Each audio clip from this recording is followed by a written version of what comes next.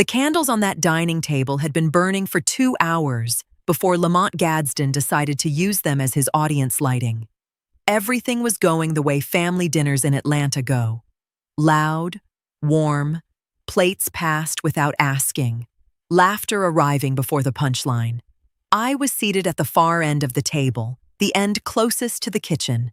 The end I always chose because from there I could see everyone and no one had to look directly at me to include me. That should have told me something years ago. It didn't. Lamont stood up slowly, the kind of slow that wants to be noticed. He picked up his glass and tapped it once, not for a toast, I would learn, but for an audience. The table quieted. Uncle Drayden leaned back in his chair, the way men do when they already know what's coming and have decided they approve. Then, Lamont smiled at me across the length of that table and said, "I want to be honest with everybody tonight. I only married Davina out of pity." He paused, letting it settle. "I mean, who else was going to love an ugly fat pig?" The laughter started before the sentence finished. Uncle Drayden went first, a full, open sound that shook his shoulders. Others followed. Not all of them, but enough. Enough to fill the room. Enough to make the ones who didn't laugh look at their plates instead of at me. I did not move. I want you to understand what I mean when I say that. I did not reach for my glass. I did not push back my chair. I did not look at Lamont with the expression he was waiting for. The one that would confirm for everyone at that table that what he said had found its target. I sat with my hands folded in my lap and I let the laughter run its full length. Because I had learned something in 11 years of marriage to that man. A wound only has power when you show it. My name is Davina Presswood. And the night my husband tried to humiliate me in front of his entire family was the night I stopped letting him borrow my silence. Before I tell you what happened next, and I need you to stay with me because what happened next changed everything. Drop in the comments and tell me what time you are watching this. I want to know who is up with me tonight. The laughter was still settling when the chair at Lamont's left side scraped back from the table. Kobe stood up. He was 23 years old and he had his father's height and absolutely none of his father's performance. He didn't raise his voice. He looked directly at Lamont with the patience of someone who had been waiting for exactly this moment and had decided in advance how he would handle it. He smiled once. Then he said, "Dad, Davina's name is on the contract that built everything you're standing up there bragging about. Maybe you should sit down." The room went so quiet I could hear the candle nearest to me crackling in its holder. Lamont's hands, both of them, wrapped around that glass he had tapped for attention, began to shake. I looked at my stepson for exactly 3 seconds. Then I looked back at my plate. Because I had just made a decision that not one person at that table was equipped to understand yet. And I needed them all to stay comfortable just a little while longer. The house was too quiet to be peaceful. I moved through it the way you move through a place you are already beginning to leave. Not with urgency, not with grief, but with the particular attention of someone taking inventory. The kitchen counter I had chosen because the light hit it correctly in the morning. The shelving unit in the hallway I had assembled alone on a Sunday because Lamont said he would help, and then didn't come home until evening. The framed print above the fireplace I had bought with my own money 2 months before I ever met him. I touched none of it. I just looked. There is a version of tonight where I go upstairs and cry into something that still smells like the life I thought I was building. I am not that version of myself. I tried her on once, years ago, and she didn't fit. I met Lamont Gadsden at a business mixer in Buckhead on a Thursday evening in October. He was the best-dressed man in a room full of well-dressed men.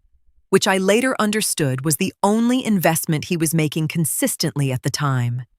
He introduced himself with the confidence of someone who had already arrived. It took me 4 conversations across 6 weeks to understand that the confidence was the only thing he owned outright. He had Kobe, 19 then, quiet, in the way young men are quiet when they have seen too much and decided that watching is safer than speaking. They were living in a 2-bedroom apartment in Decatur that Lamont described as transitional. I saw it once. Transitional was generous. I was 38 years old. I had spent 14 years building a career in commercial property consulting. And until Lamont, I had never once made a serious financial decision because I was emotionally attached to the future it represented. That was the part I misunderstood later when I tried to explain it to myself too logically. People like to imagine intelligent women get manipulated because they fail to see reality. That wasn't what happened. I saw reality perfectly clearly. I saw a man with ambition, uneven discipline, a son who needed stability, and a life that looked like it could become something solid with the right structure around it. And if I am being truthful, I was tired. Not lonely in the dramatic sense, not desperate, just tired of building entire rooms of my life alone and pretending independence always felt noble instead of exhausting. The business was my idea first. Not in the way people say things are their idea, vaguely, romantically, without documentation. I mean, I sat at my dining room table with a legal pad and worked out the model before I presented it to him. I had a contact at a supply firm in Marietta who owed me a professional favor. I called that favor in for Lamont. The first contract the business ever signed existed because my name was on the communication that initiated it. The startup capital, $42,000, came from a savings account Lamont never had access to and never asked about directly, because asking directly would have required him to acknowledge what he was receiving. In the beginning, my name was on more of the paperwork than it later appeared to be. Not because I was careless, because at the time there was no reason not to trust the structure we were building. Then, the business started growing fast. Clients multiplied, vendor accounts expanded. We hired staff, deadlines stacked on top of each other. Lamont gradually took over filings, renewals, and state paperwork, while I handled operations and contracts. Small adjustments happened one at a time. A form updated here, a filing simplified there, things explained with phrases like cleaning up the records or making everything consistent for taxes. Nothing disappeared all at once. That's why I did not see the full shape of it immediately. I let him put his name on the front because I believed that a man who felt like he was building something would eventually become the man I could see he had the capacity to be. That was the most expensive mistake of my professional life. I walked to the second bedroom, the one I had converted into a home office 3 years into the marriage, and opened the bottom drawer of my desk. The folder was where it had always been, cream-colored, unremarkable, held shut with a single black clip. Inside it were documents I had kept without fully admitting to myself why I was keeping them. Contracts, transfer records, a copy of the original business registration with a detail buried in the filing that Lamont had quietly handled himself years later under the explanation of administrative cleanup. At the time, I had accepted it because I was managing operations, clients, invoices, deadlines, the actual movement of the company, and because trusting your husband with paperwork does not feel reckless while you're still calling yourselves a team. I set the folder on the desk without opening it. Then I turned off the light and went to bed, not because I was finished, because I had just decided where to begin. He knocked twice before I reached the door. I had been up since 5, sitting at the kitchen table with coffee I hadn't touched, and when I heard the knock, I already knew it was him. Kobe has knocked on doors the same way since he was 19. 2 precise sounds, nothing excessive. The knock of someone who respects the space they are entering. I opened the door and he came in without a long greeting. He sat down across from me at the kitchen table, folded his hands the way he does when he has something structured to say, and looked at me directly. "I need to tell you some things," he said. "And I need you to just let me get through them." I nodded once. He began. He told me about the apartment in Decatur first, not the one I had seen, but the one before it. A one-bedroom in a complex off Candler Road where he slept on a pull-out sofa for 7 months while his father took the bedroom. He was 18. He said this without bitterness, the way you describe weather. It happened. It was the condition of things. He told me about the period between that apartment and the next. 3 weeks where they stayed with a woman whose name he never learned properly because his father introduced her differently each time. He ate what she cooked and said thank you and asked no questions, because asking questions then cost more than it returned.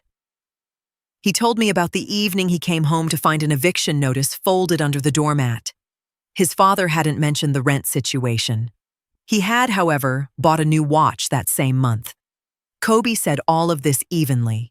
No performance, no pause, for effect. Then he said, "You came in and the temperature changed. That's the only way I know how to say it. Nothing was announced. You didn't make a speech about what you were doing or why. Things just started being different, consistent. The refrigerator stayed full. The lights stayed on. I stopped doing the math every morning about what was about to go wrong. I kept my hands around my coffee cup."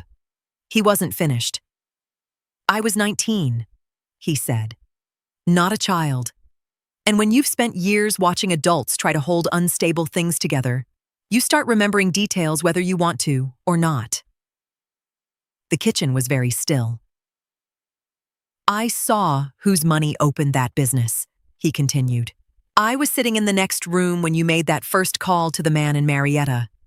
I didn't remember every word.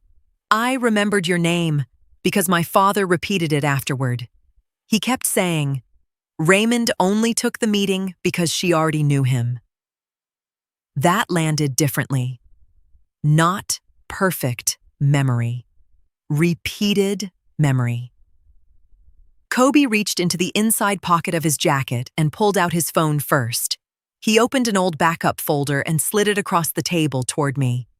Screenshots, old timestamps, notes he had apparently emailed himself years ago because, as he later explained it, he was used to documenting things whenever housing or money became unstable. Then he set a folded piece of paper beside the phone. It was a photograph, printed, not digital, of a whiteboard covered in my handwriting. Business projections, contact names, a budget breakdown, my work, dated 14 months before the business officially opened. Kobe gave a small shrug when he saw me looking at it. "You used to leave that board up for weeks at a time," he said. "I took the picture because I was trying to remember what stable people sounded like when they planned things. I looked at the photograph for a long time. Then I looked at him." "You're not going anywhere," I said. It was not a question. "I haven't gone anywhere," he said. "You just weren't ready to notice." The folder was still on the desk where I had left it the night before. I sat down in front of it the way you sit down in front of something you have been circling for a long time. Not rushing, not afraid, just finally ready to look at it directly. I unclipped it. Laid the contents out across the desk in the order they happened, not the order Lamont would tell it. The order it actually happened. The first document was a personal bank statement from April 11 years ago. A withdrawal of $42,000. No memo line. I remembered the exact morning I made it, a Tuesday, raining. The kind of Atlanta rain that makes the city smell like wet concrete and possibility. I had sat in my car outside the bank for 6 minutes before going in. Not because I was uncertain, because I understood the weight of what I was about to do and I wanted to feel it fully before I did it. Lamont never asked where the money came from in a way that required a real answer. He said, "You're serious about this?" And I said I was, and that was the entire conversation. The second document was a printed email chain between myself and Raymond Osei at Consolidated Supply in Marietta. Raymond had worked with me on 3 commercial property projects over 7 years. When I called him about the new business, he said yes because of my name and my record, and more than a decade of professional credibility standing behind the ask. Lamont attended the first meeting. He shook Raymond's hand and spoke well, and Raymond was gracious. But the relationship existed before Lamont walked into the room, and it existed because of me. I had printed that email chain the same week, filed it without explaining why, even to myself. The third set of documents was the original business registration paperwork. Lamont's name ran across the top as principal. But deeper in the filing, in the section recording initial capital contribution, my name appeared. Davina A. Presswood, contributor.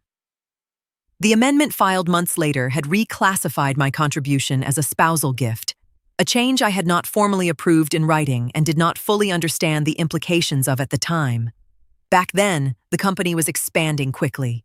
We were onboarding clients faster than we anticipated, managing vendor delays, hiring part-time administrative help, and trying to keep contracts moving without losing momentum.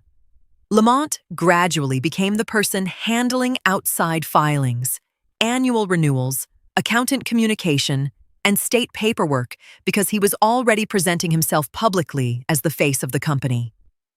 At the time, the amendment had been explained to me casually. Administrative cleanup, simplifying paperwork for tax consistency. I remembered standing in the kitchen while Lamont mentioned it in passing, with a stack of documents under his arm and a phone pressed to his ear. He said the accountant wanted the filings standardized because some documents listed my contribution differently than others. I had accepted the explanation because I was buried in the operational side of the business and because marriages do not usually collapse all at once. They shift gradually into imbalance while both people continue calling it partnership. But something about that conversation unsettled me enough that 2 years into the marriage, I pulled the filing myself through the state records portal. And when I saw the reclassification in writing, I made a copy that same day. I set that page aside separately now. Lamont was the face of the business because I chose it that way. I believed then that a man who felt like he was leading something would grow into the leader the business needed. I handled the architecture. He handled the presentation. For 4 years, that arrangement produced results, and I told myself the arrangement was working. What I understand now, sitting at this desk with 11 years of documentation spread in front of me, is that I confused results with partnership. The business was growing. That part was true. But the growth was happening inside a structure I built and maintained, while pieces of my ownership were being softened, reworded, and quietly repositioned into the background, one filing adjustment at a time. Every document on that desk had my fingerprints on it before it had his signature. I stacked them carefully, clipped the folder shut. The originals, the admissible copies, were still inside the business files. I would need those eventually. But I wasn't walking into any attorney's office until I understood exactly what story the documents could prove and exactly where the weak points still were. Now I knew. The first time I noticed something was wrong, Lamont was laughing at his phone. Not the casual laugh of a man watching something amusing. The private kind. The kind that arrives before the expression can be managed. Quick, unguarded, immediately suppressed when he registered that I was in the room. He turned the screen down and said something about a work group chat. I nodded and went back to what I was doing. I filed it. Said nothing. That was 14 months ago. What followed was not dramatic. It rarely is at first. It was a series of small adjustments in the atmosphere of a man who believes he is being careful. The phone charging face down on his nightstand, instead of on the dresser where it had sat for 9 years. The schedule shifts that arrived with explanations that were just detailed enough to feel rehearsed. The way he stopped looking at me when he entered a room, not with hostility, with something more specific than that. With the particular non-focus of someone who has moved their attention somewhere else entirely and is now managing the distance. I noticed all of it. I watched all of it. I said nothing. Because suspicion without proof is just pain, with no architecture. And I had spent enough years in commercial property to understand that you do not move on a site until the survey is complete. 3 weeks after the dinner, I found what I had been measuring toward. Lamont had left his laptop open on the kitchen counter, something he had stopped doing months ago and had apparently forgotten to resume being careful about. I was not looking for anything. I was passing through. The screen was active, and what was on it was not a work document. It was a reservation confirmation.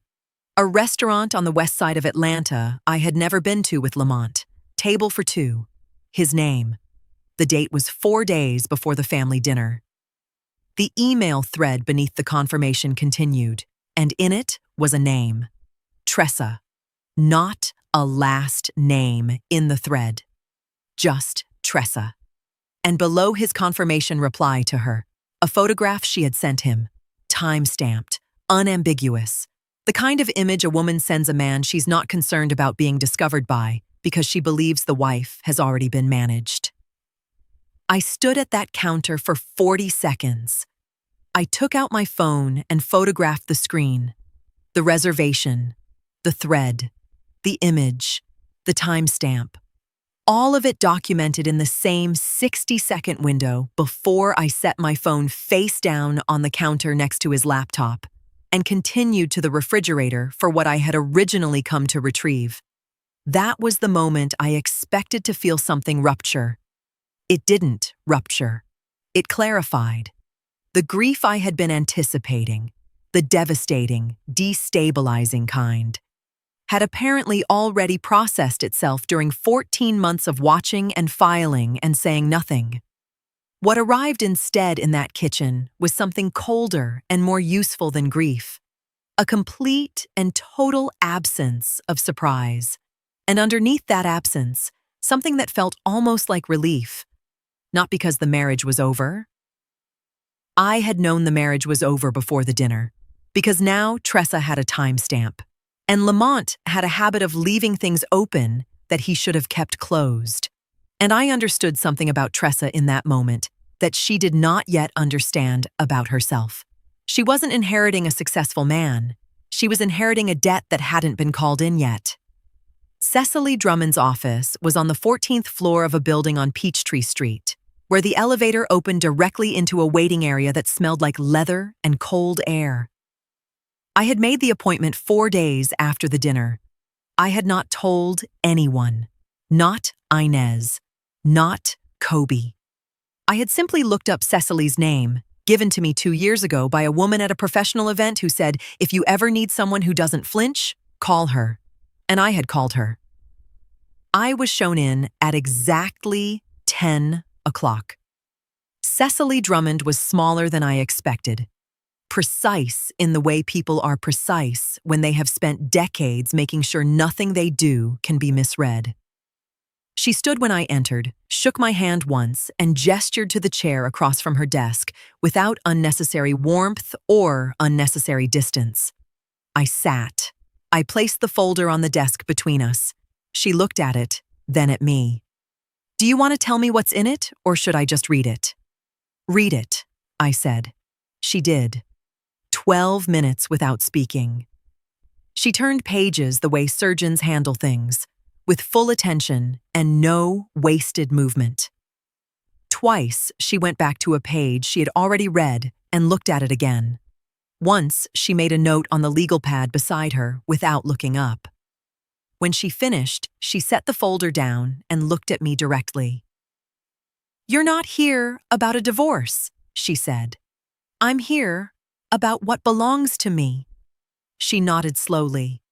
"This capital contribution on the original registration.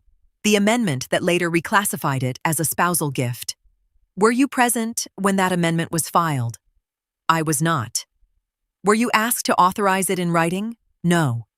Did you sign anything that could reasonably be interpreted as consent to that reclassification? Nothing. She made another note. Then she set her pen down and folded her hands on top of the folder. What you have here, she said carefully, appears to be a founding contribution that may have been recharacterized without proper documentation or informed consent. If the originals support what these copies suggest, that matters. The room was quiet. She continued. The supplier relationship tied to your professional network matters. The withdrawal trail matters. The guarantee document matters. None of this automatically wins anything by itself, Ms. Presswood. But together, it creates a record of participation that is difficult to dismiss as ordinary spousal support. That was the first moment I trusted her completely. Not because she promised victory, because she didn't. The originals, she said. The admissible copies, they're still in the business files? Yes. We'll need those through formal discovery, and discovery moves slower than people think. Opposing counsel will challenge valuation, intent, contribution percentages, all of it. I want you prepared for that now instead of surprised by it later. I understand. What you've brought me today tells me where to look and what questions to ask, she said. Then she paused. Mrs. Gadsden. Presswood, I said. My name is Presswood. Something shifted in her expression, not surprise, recognition. Ms. Presswood, she corrected smoothly. Based on what is sitting on this desk, I do not think you are simply a spouse seeking equitable division. I think there is a credible argument that you were materially involved in the formation and stabilization of this business. The words landed differently because she said them without drama. But arguments still require proof, she continued, and proof requires patience. So before we discuss outcomes, we build the record properly. I had known that before I walked through her door. Still, there is a particular weight that arrives when someone with the credentials to see what you built looks directly at the evidence and acknowledges it plainly. I picked up my bag. Then let's build it properly, I said. Lamont came home that Thursday evening with dry cleaning and a story. I heard him before I saw him. The particular volume of a man who has decided that filling a room with sound is the same as owning it. He was on the phone with someone, laughing, recounting something that had apparently happened at lunch. I caught fragments from the kitchen. His name mentioned 3 times in his own anecdote. The words, my company, used twice in 40 seconds. I was sorting mail at the counter when he came through. He glanced at me the way you glance at furniture you have stopped seeing, registering presence without interest. He finished his call, set his keys down, and moved to the refrigerator without a word in my direction. This was the version of Lamont I had been watching for 3 weeks. Unguarded, expansive. The posture of a man who had assessed the situation after the dinner and concluded that the situation was manageable. Kobe's words at that table had apparently been filed under temporary embarrassment and closed. Whatever he believed I was doing in my silence, it was not what I was actually doing. He left for an event that Saturday evening without mentioning it beforehand. He dressed carefully, a new jacket I had not seen before. When I asked where he was going, he said a networking function and was out of the door before the sentence had fully landed. I stood at the front window and watched his car leave the driveway. Later that evening, Uncle Drayden posted a photograph on social media. A restaurant downtown. Lamont at the center of a table of people I recognized as family and people I recognized as something closer to an audience. He was mid-laugh, comfortable. The photograph had 17 comments inside the first hour. Uncle Drayden's was first, a string of praise that would have been more appropriate at an awards ceremony than a dinner. Tressa was not in the photograph, but she had liked it within 4 minutes of it being posted. I noted the timestamp and kept moving. The mail that day had been heavier than usual. 2 business envelopes mixed in with the household correspondence.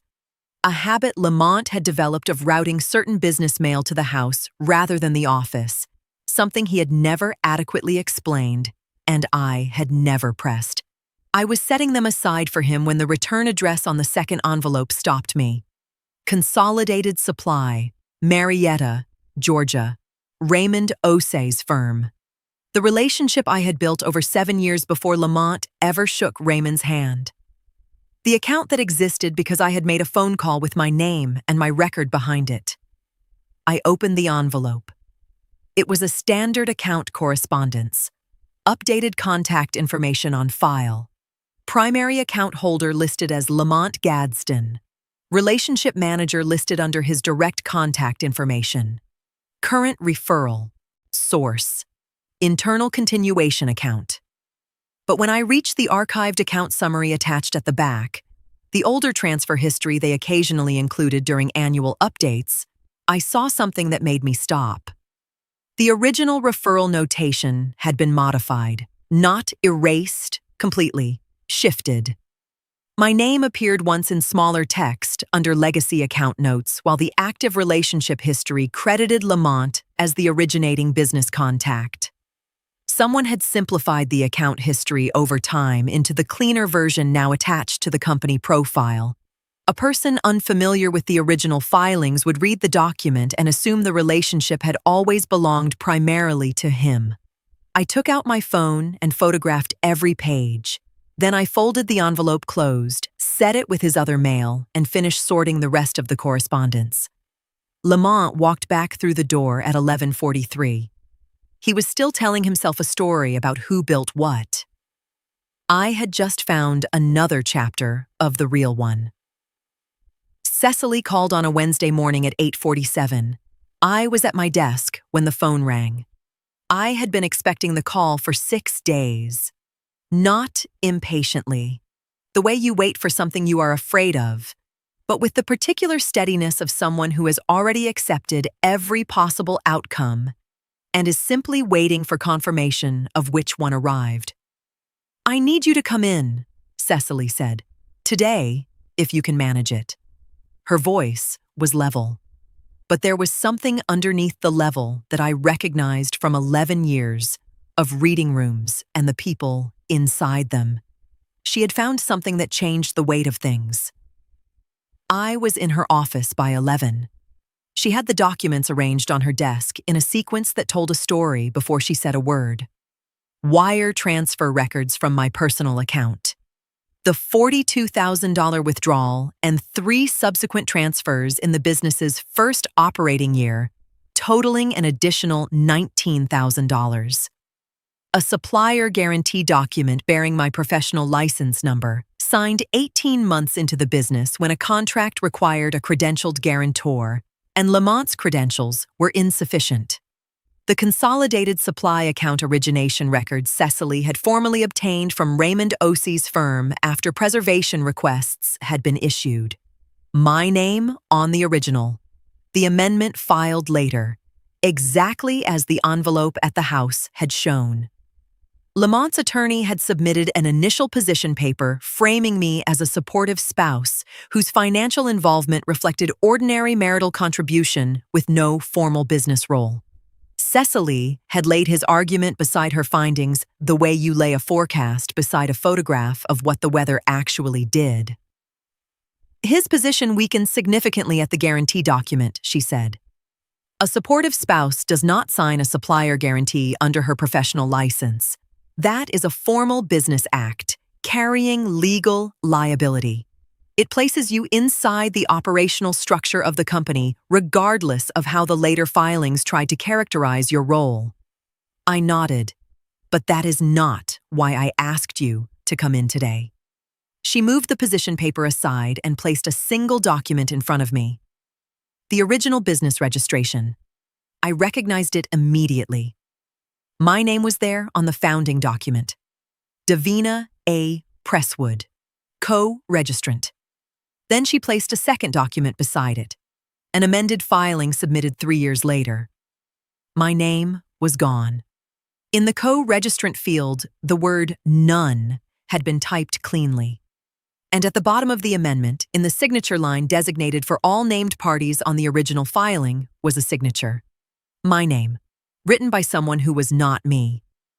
I looked at it for a long time. "That is not my signature," I said. "I don't believe it is," Cecily said carefully. "I had a forensic document examiner conduct a preliminary review this morning using authenticated samples from your prior filings and banking documents. The opinion is not final yet, but the examiner found substantial inconsistencies in stroke pressure, letter formation, and signature rhythm." The room was very still. "What happens now?" I asked.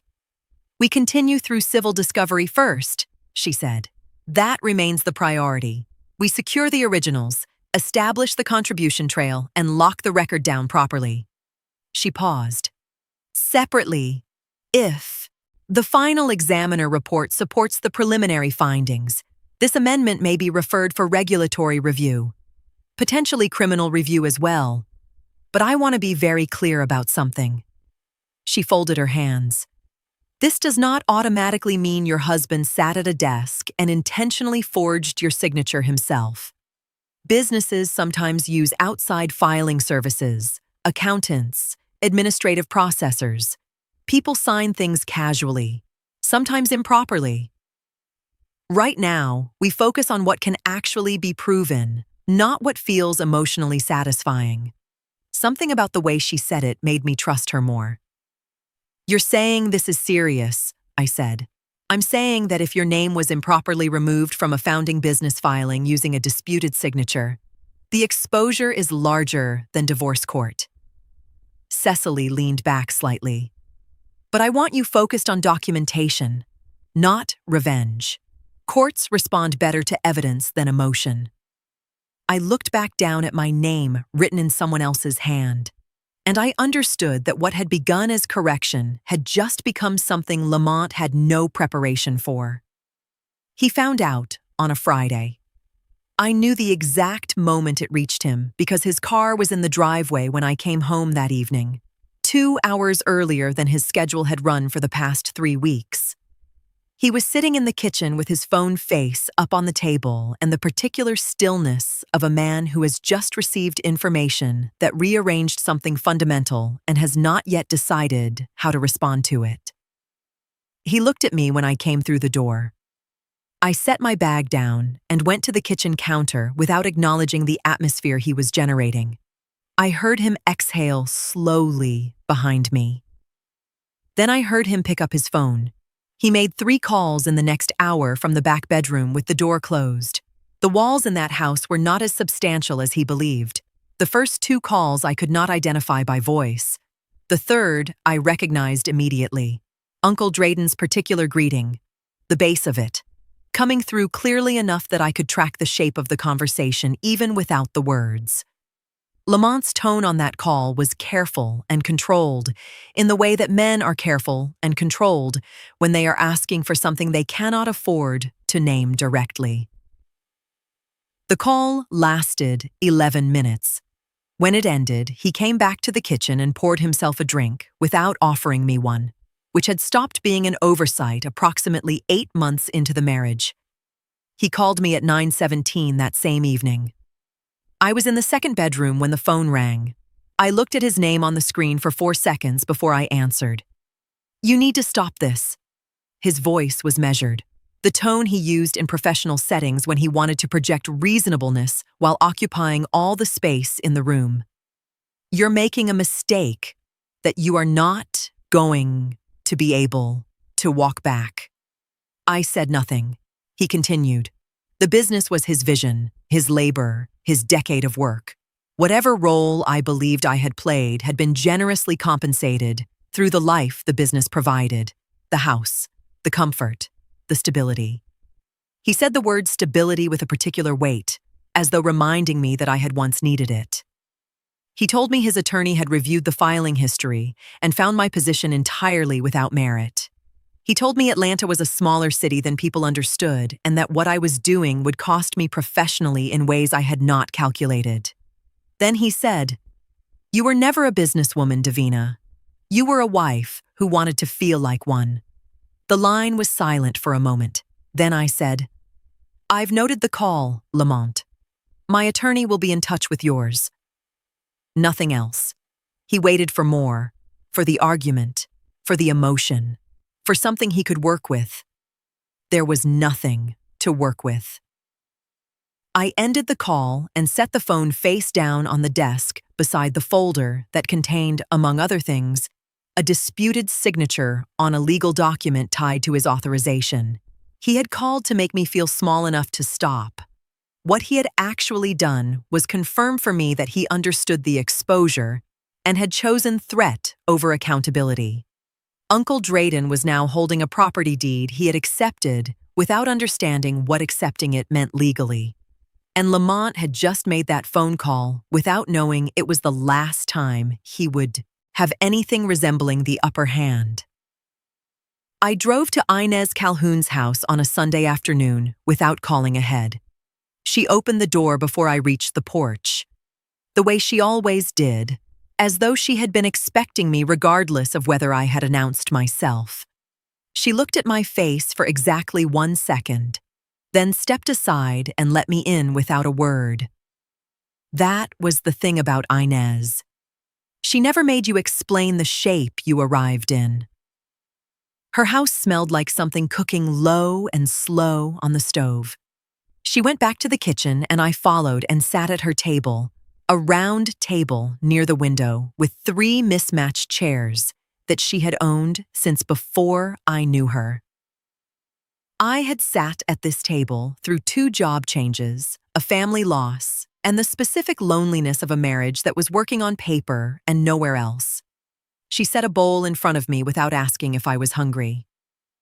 I had not eaten a full meal in 4 days. I ate while she sat across from me and waited. Inez had a quality I had never been able to adequately describe to anyone who hadn't experienced it.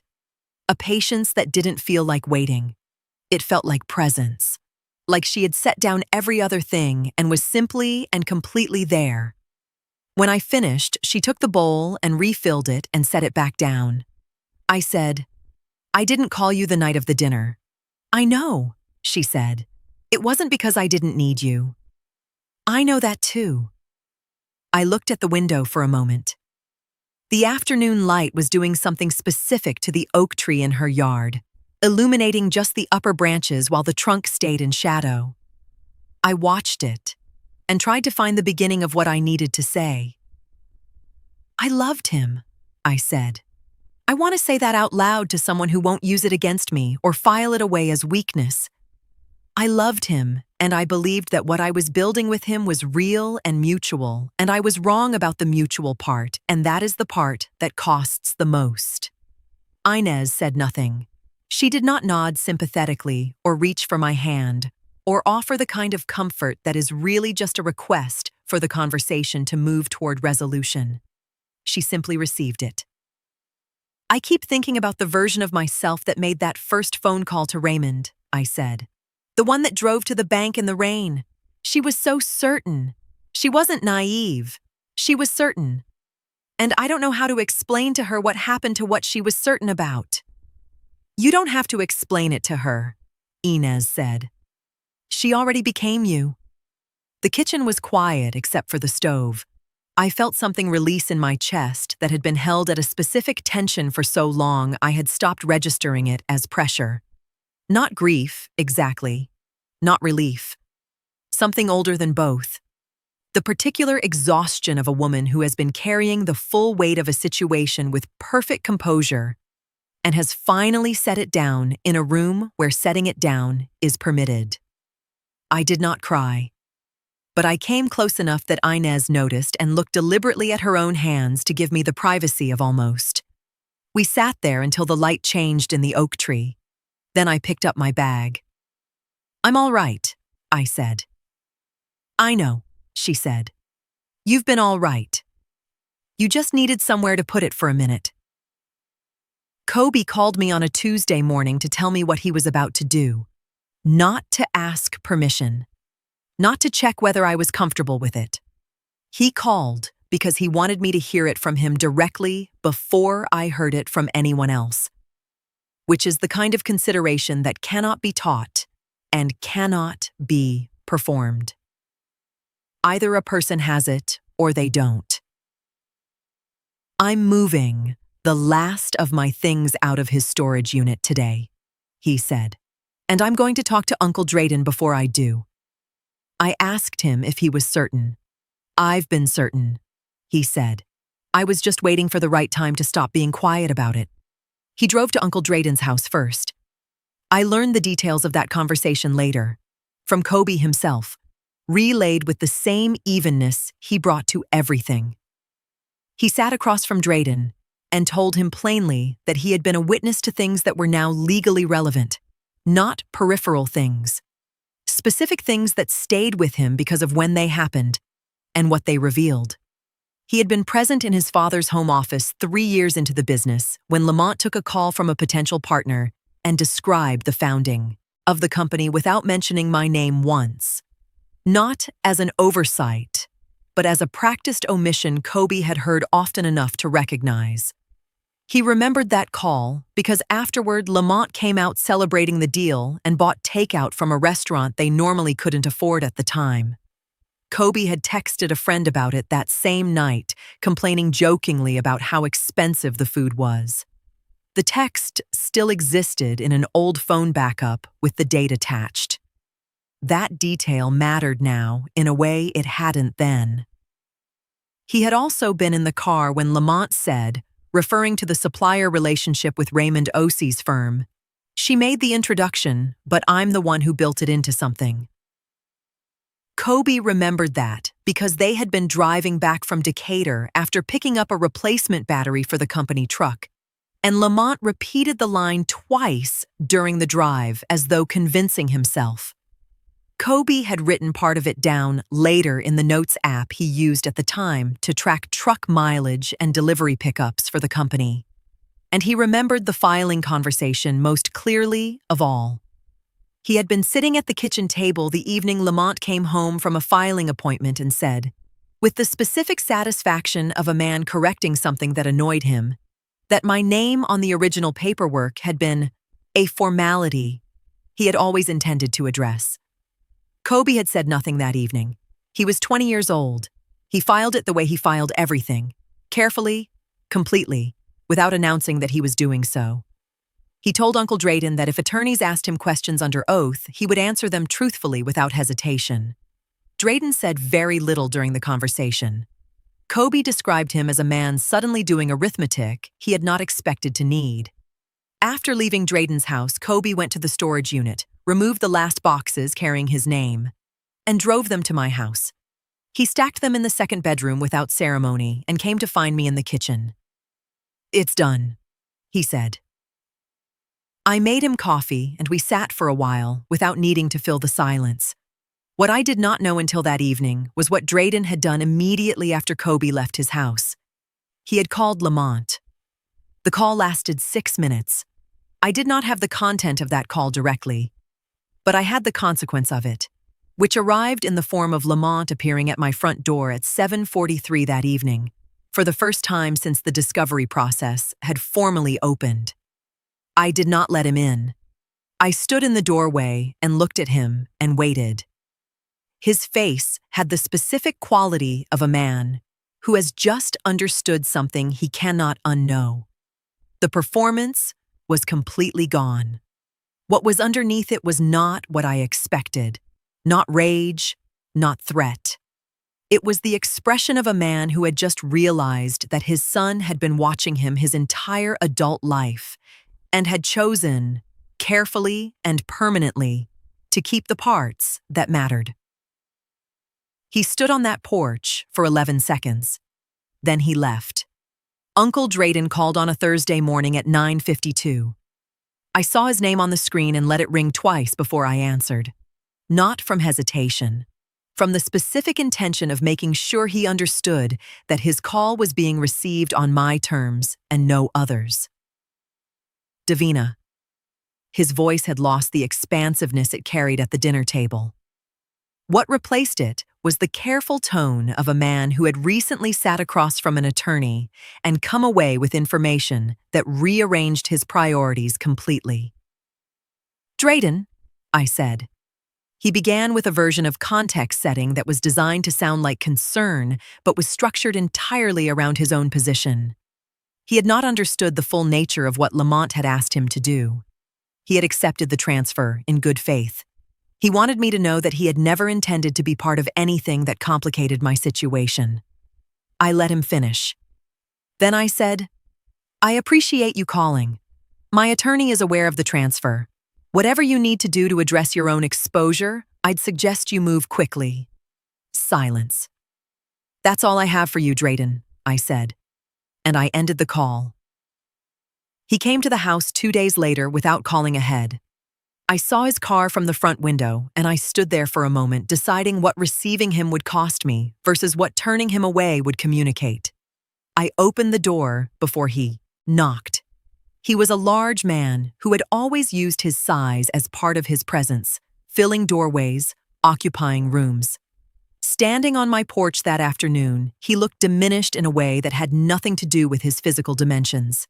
He had a property deed creating legal liability he had not anticipated, and a nephew whose exposure was pulling the floor out from under everyone who had laughed at that table. I did not invite him inside. I stood in the doorway, the same doorway where Lamont had stood 11 seconds before turning away. And I looked at Drayden with the specific patience of a woman who has already determined the value of a conversation before it begins. He said he was sorry about the dinner. He said it the way people say things when the consequence of not saying them has become more uncomfortable than saying them. I received it without expression. "I need you to know I didn't understand what he was asking me to hold," he said. "I believe you," I said. "That's between you and your attorney." He looked at me for a long moment. I think he had arrived expecting something that would make him feel better about having laughed. What he found was a woman who had already closed the accounting on that evening and had nothing further to offer him from it. He left without the thing he came for. The 2 calls that followed that week were easier to manage because they were conducted at a distance. A cousin from Lamont's side who had laughed and was now hearing through family channels that the legal situation was more serious than Lamont had represented it to be. A woman who had been at the table and called with the specific energy of someone gathering information under the cover of checking in. I was cordial with both. I volunteered nothing. By the end of that week, the family who had filled that dinner table with laughter had gone very quiet. And the silence from their direction felt nothing like the silence from mine. Cecily called on a Monday with the kind of composure that carries good news without announcing it. The property transfer to Uncle Drayden had been flagged in discovery as fraudulent conveyance. The timing of the transfer, initiated within days of the discovery process opening, made the intent impossible to argue around. The court had noted it. Lamont's attorney had filed a response that Cecily described as thin. The court's adjustment to the asset valuation in light of the concealment moved entirely in my favor. "The bad faith finding changes the calculus significantly," Cecily said. "His attorney is creating distance from the asset hiding. When your own legal representation starts stepping back from your decisions, the position has collapsed." I thanked her and set the phone down. I did not celebrate. There was nothing in me that wanted to celebrate. What I felt was the particular settledness of watching something land exactly where the evidence always indicated it would land. What reached me next came through Kobe. He called 2 days later and told me what he had heard through a mutual contact. That Lamont had told Tressa about the business dispute directly.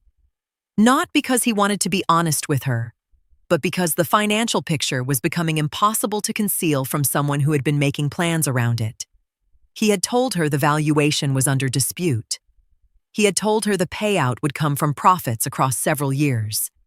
He had told her this, Kobe said, in what sounded like a moment of desperation rather than disclosure.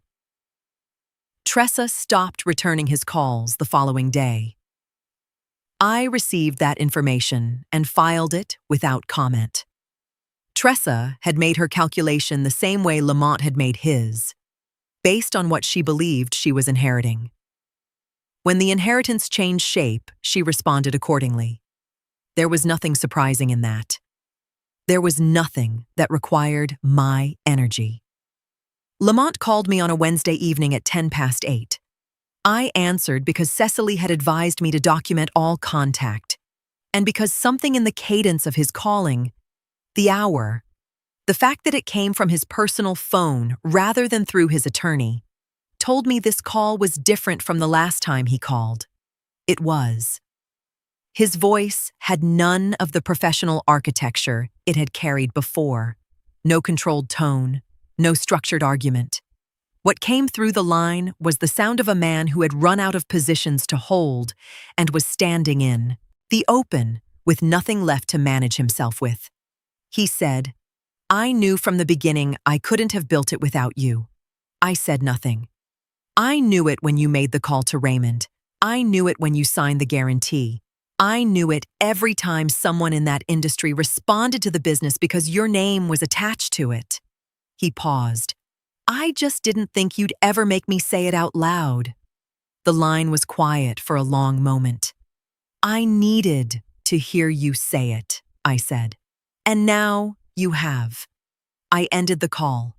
I sat with the phone in my hand for a while after, not because I was moved toward forgiveness or pulled back toward grief, but because there is a specific weight that arrives when the truth you have known privately is finally spoken by the person who spent years pretending otherwise.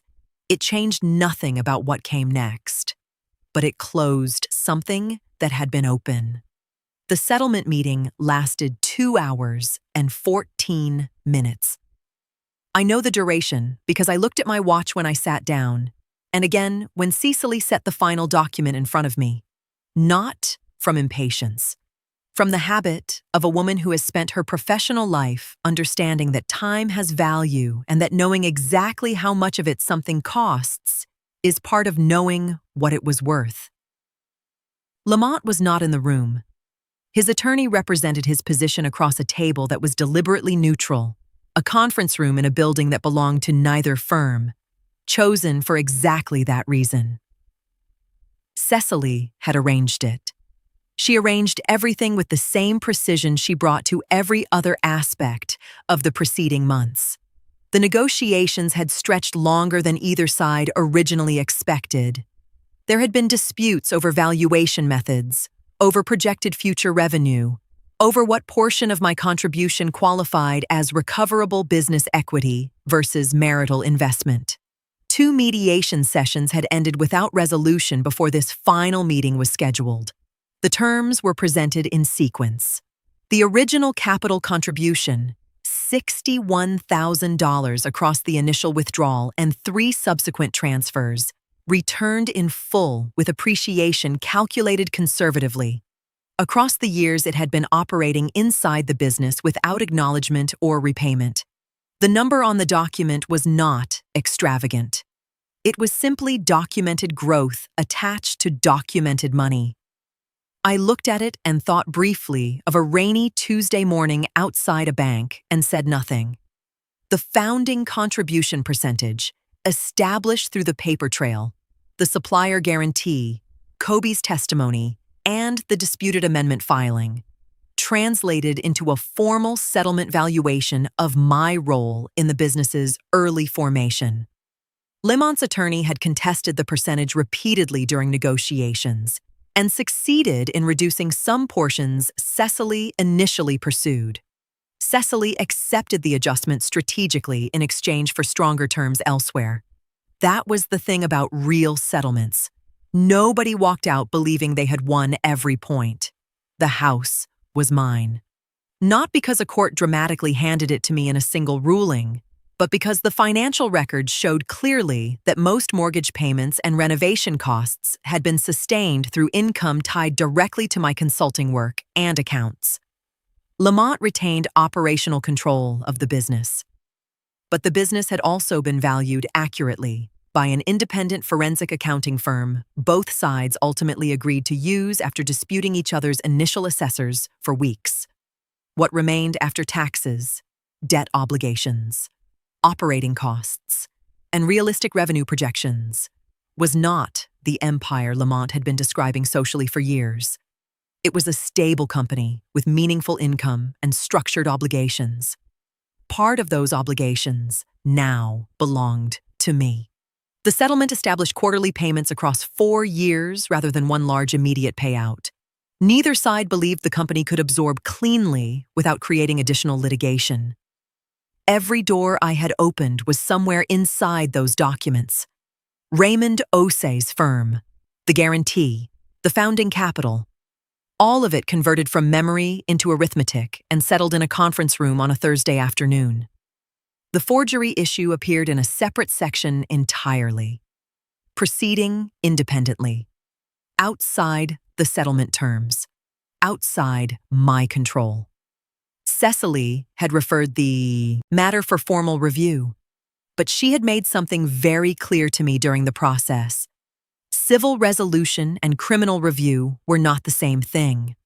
One did not guarantee the other. Cecily slid the final page across the table. "This is where you sign," she said. I read the full document before I picked up the pen. Every line. Not because I didn't trust Cecily's work, because I had learned in a bank, in a filing office, in 11 years of watching what happens when women stop reading what they sign, that the most expensive mistakes live in the paragraphs people skip. I signed my name, Davina A. Presswood. Clean, unhurried, every letter exactly where it belonged. Cecily collected the pages and squared them against the table. "It's done," she said. I set the pen down. It was. The kitchen was full of morning light when Kobe came downstairs. He had stayed the night, not because anything had happened that required it, but because that was the kind of presence he had settled into since the settlement closed. Steady, unannounced. The way light comes through a window you forgot you left uncovered, not dramatic, just there when you look up. He made coffee without asking whether I wanted any, and set a cup on the counter beside me the way people do when they have learned the rhythms of a space and have decided they belong inside them. I wrapped both hands around it and watched him move through my kitchen with the ease of someone who had chosen to be there and was not performing the choice. Inez arrived at 11 with food she had not called ahead about.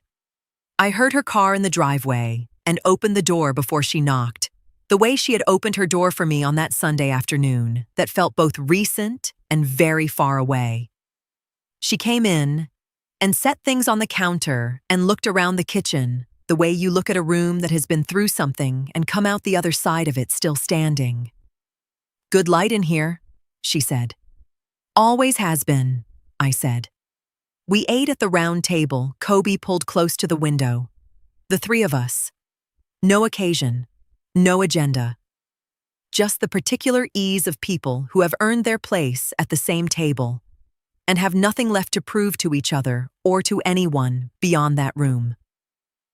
After Inez left and Kobe had gone to the back of the house, I stood at the kitchen counter in the afternoon quiet, and I let myself simply be inside it. This was the kitchen I had stood in the night after the dinner, moving through rooms, touching nothing, taking inventory of everything my hands had built and chosen and arranged before Lamont Gadsden ever walked through the front door.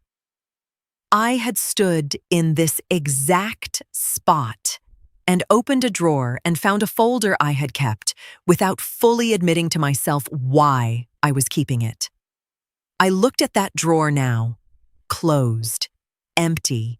Everything that had been inside it had served its purpose and passed through the hands that needed to hold it and was no longer required. What surrounded me now was what had always surrounded me. The counter I chose because of the morning light. The shelving I assembled alone on a Sunday. The framed print above the fireplace I purchased with my own money before I had ever spoken his name. All of it mine, before he arrived.